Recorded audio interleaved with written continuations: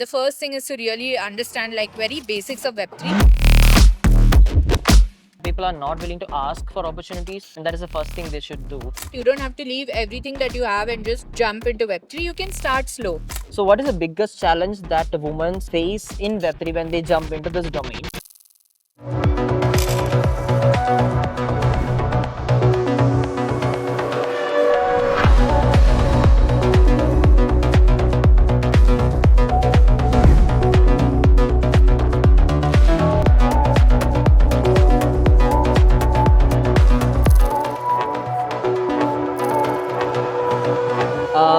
For my audience, I would love to know who are you and what do you do in Web3? I'm Gnana Lakshmi. Everyone calls me Gyan. I have been in the software space for about 11 years now and in Web3 for about 7 years. I started out in Web3 as a Solidity programmer, and right now I am the co-founder of one of the Web3 communities called the Phoenix Guild, which aims to bring more diversity into the space through education, mentorship, and entrepreneurial support. As well as I work as a developer advocate with a layer 2 validity rollup called Starknet Foundations.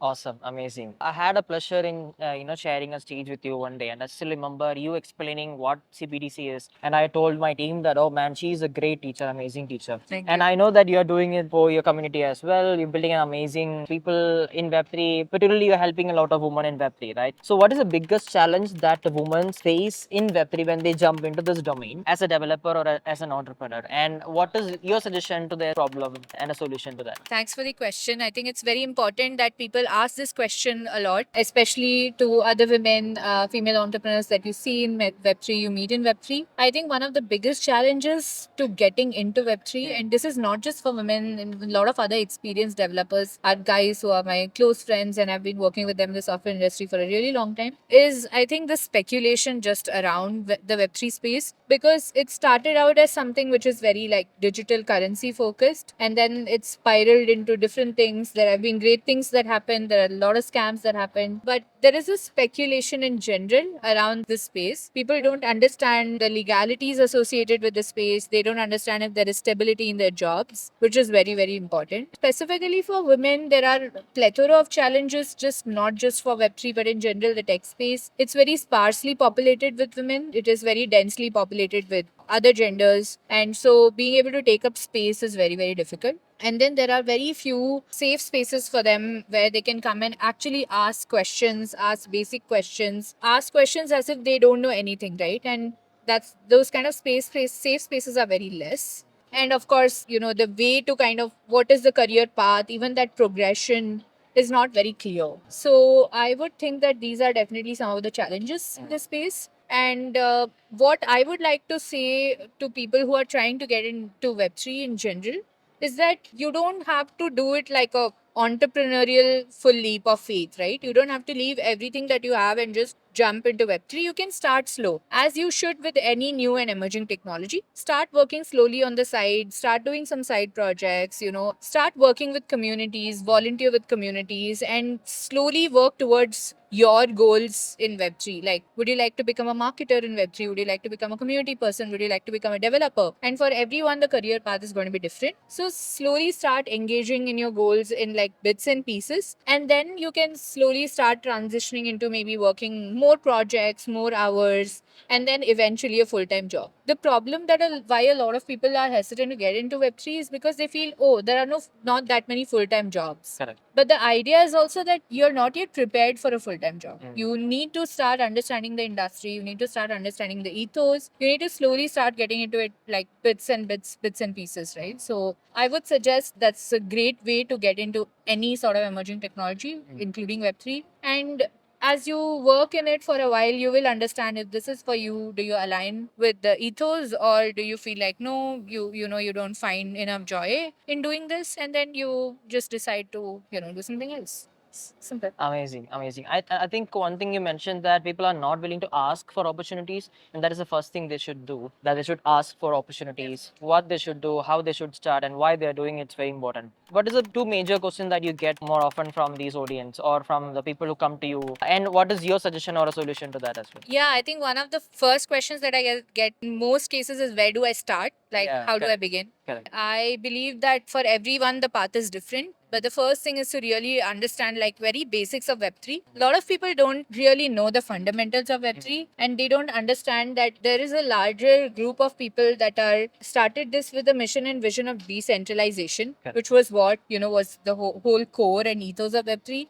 And if you understand that, you will get the bigger picture and all of the smaller parts will slowly start making sense. So I would suggest everyone to start with the basics, really understand like how Web3 works and what are the ethos. And the second most popular question that I get is like, I think around different roles, like are there job openings? And then if yes, then what do these roles entail? Because that's also a very gray area. Like what does it mean to be a developer relation? What does it mean to be a developer, Solidity developer? What does it mean to a full stack blockchain developer? And I would say my advice would be don't focus so much on the roles. Yeah. Focus on the skill sets rather, because you don't want to learn a skill set just to get into a particular technology. You have to have that as an add-on skill set to your existing skill set. Like if you want to be a developer relations, then you want to make sure that you have the ability to learn very quickly new things, and then you want to have the ability to be able to communicate smoothly. So if you know these things, then you can always learn different technologies, stacks, and put it on top. This would be my advice for the two most popular questions that I get. When we go to these events more often, people kind of become expressionless when we say blockchain, but they're very curious to know about crypto. So there is a wrong interpretation to Web3 that is Web3 is equal to crypto. Well, it is a time that we change it because the digital richness has nothing to do with Web3 or this blockchain industry, right? This technology is still an unsung hero. What is your take on that? Yeah, I definitely agree. I feel like a lot of times crypto is But again, misinterpreted sorry to for. interrupt you there. People are coming to blockchain industry because they know crypto, and crypto is the main reason why they fall into Agree. this Yeah. opportunity. Yeah. Yeah. Go ahead. I agree. I feel like a lot of times crypto is actually misinterpreted for cryptocurrency. Correct. It's actually for cryptography. So if people are coming in this for cryptography, that's great because that's what it's all about. But I think the currency part is very, like I said, because it's a very speculative market. It's very intriguing. A lot of people do come to Web3 because of cryptocurrencies, and I don't think it's such a bad thing after all. Correct. Because eventually you do get to learn that there's a Yes. digital currency Yes. and how it works. But I would implore people who are also coming into this via cryptocurrency to actually understand how cryptocurrencies work. Because if you don't understand how they work, then you're missing the main part of it, which is crypto. Correct. And the crypto piece is actually for cryptography, not Correct. for cryptocurrency. Yeah. And for a lot of people who do come into this through this, I think it's a good thing because then they're already into the DeFi space, which is how it all started. And then they kind of, know how to go from there. So that's all good. But I would say that it's not just enough to have that, like just have the knowledge of cryptocurrency.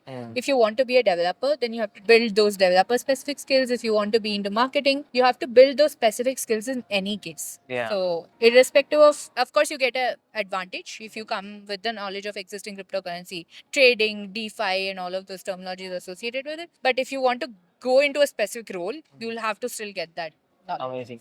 Thank you so much, ma'am. Thank you so much. It's a pleasure talking to Thank you you. so much. Yeah. Let's take a picture.